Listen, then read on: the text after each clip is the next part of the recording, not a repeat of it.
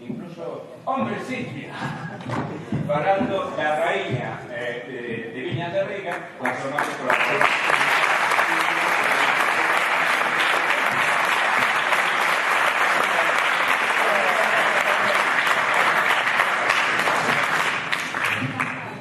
Estás estupenda, estupenda.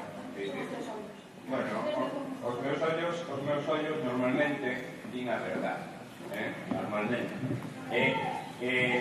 Silvia, entonces vas a participar no homenaxe de Araujo? Sí. Vas a cantar dúas cancións.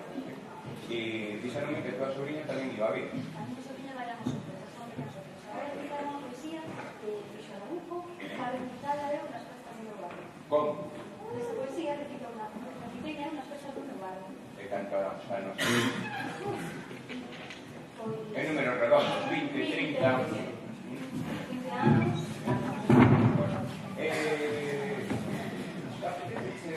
¿Por qué vine por aquí? Somos músicos. Y si quieres amenizarnos, pues, detecta un poco antes de actuar no menos. ¿Apetece? Pues, que preparar, ensayar un poco antes de actuar na homenaxe de Araujo. Sí. Que temas vas a cantar na homenaxe? Pois, se queres cantarnos esos dous, por mí, é estupendo. Moitas gracias, Silvia.